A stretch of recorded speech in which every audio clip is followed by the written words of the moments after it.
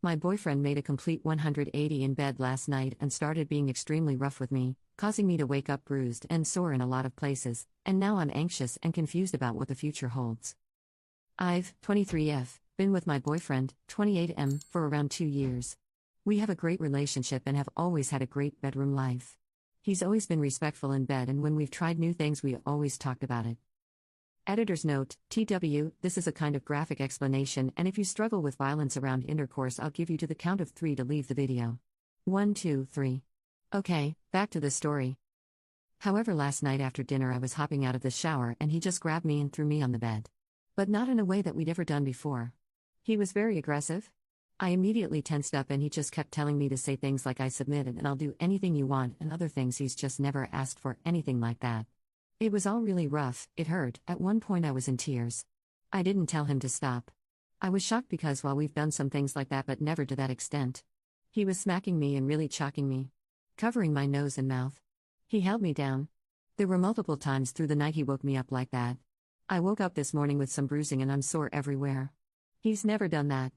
We had drank plenty of wine and I was definitely drunk and he was too, but still, even on drunk nights he's never done anything like that.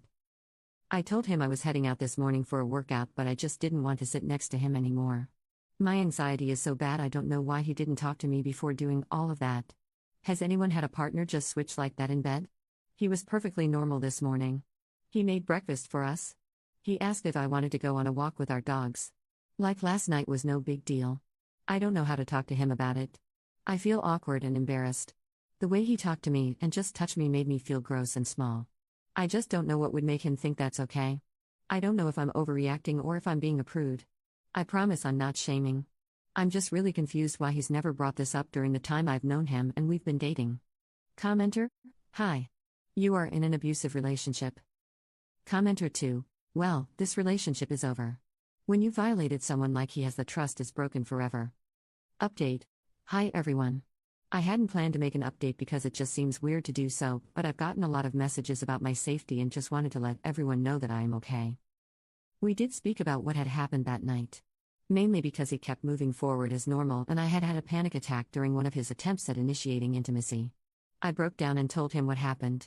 I showed him the bruising and told him that I was genuinely scared of him. He also broke down and admitted to me that he had taken ecstasy that night. A few weeks ago, he had asked if I'd ever be interested in taking it and I thought he was joking. I said no, and the topic was never brought back up. I completely forgot about the conversation. He still had some left over and went and got it from his truck to show me. He seemed incredibly apologetic, begging me to forgive him and said he'd do whatever to make it work and give me time and space. He also offered to pay for couples counseling and individual therapy for me as well. We had just moved in together in a condo he had purchased.